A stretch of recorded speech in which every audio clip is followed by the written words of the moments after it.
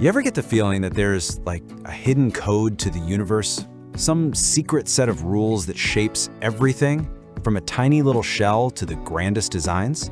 Well, you're right, there is. And today, we're gonna crack that code.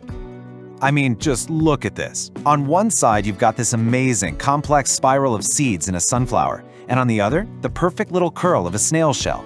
They seem totally different, right? But look closer.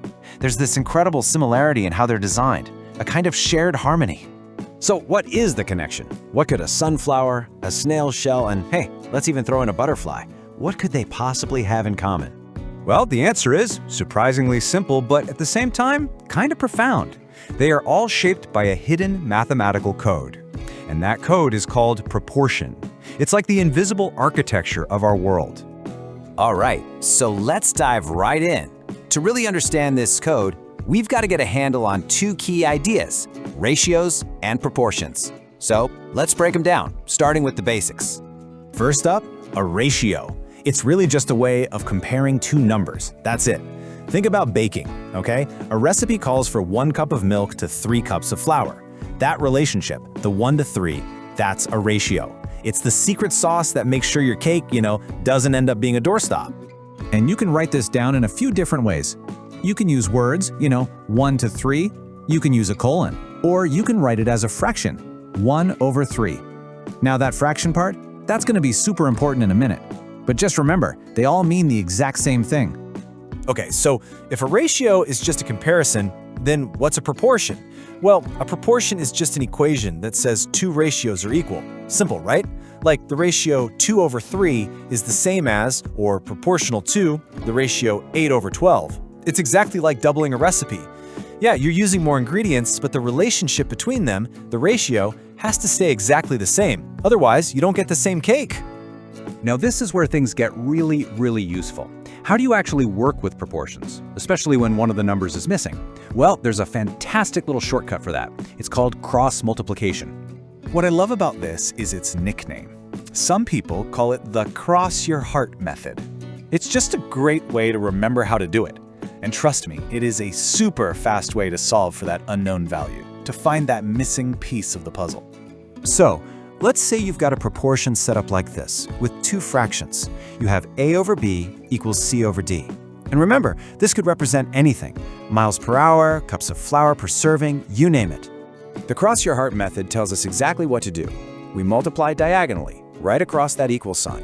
So you're going to multiply A times D, those are called the extremes, and you multiply B times C, those are the means. See that X shape it makes, that cross? That's the whole trick right there.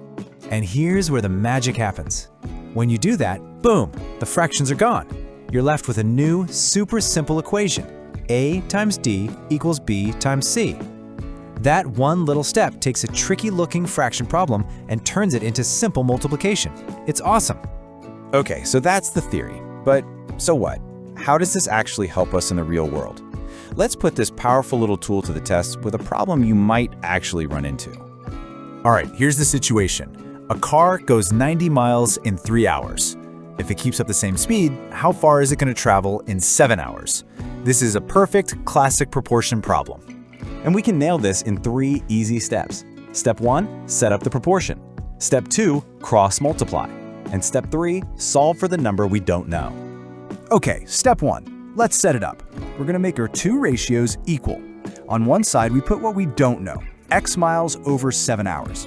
And we set that equal to what we do know, 90 miles over 3 hours. Now the key here is to be consistent. See how we have miles on top and hours on the bottom for both sides? That's absolutely crucial. All right, step 2. This is the fun part. Let's do our cross your heart move. We multiply 3 times X and 90 times 7. And just like that, poof, fractions are gone. We're left with a nice, clean equation. 3 times X equals 90 times 7. And finally, step 3. We just solve for X. Okay, 90 times 7, that's 630. So now we have 3X equals 630. Just divide both sides by 3, and what do you get? 210. That's it. 210 miles. Simple as that. Our car is going to travel 210 miles in 7 hours. So here's the main takeaway, the really big idea. This is not just some trick for math class. Once you start looking for it, you'll start seeing this hidden code absolutely everywhere. It's quietly running the show in the world all around us, in more ways than you can imagine. Let's do a quick fire round.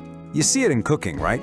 If you need to make a bigger batch of cookies for a party, you have to scale up the ingredients proportionally. Otherwise, disaster. You see it in medicine, and this is a serious one. Doctors have to calculate the right drug dosage based on a patient's weight. Getting that proportion exactly right, it's literally a matter of life and death. How about design and tech? Every time you resize a photo on your phone or computer, you're using proportions to make sure it doesn't get all stretched out and weird looking. Same goes for something like a sewing pattern. And that brings us right back around full circle to where we began, nature itself. The bodies of animals, like this amazing lizard here, they follow specific proportions for balance, for speed, for pure survival. It is nature's own perfect engineering. So, from your own kitchen to the huge, wide world of nature, this simple code, ratios and proportions, is always, always at work. So the only real question left is, now that you know the code, where are you going to see it next?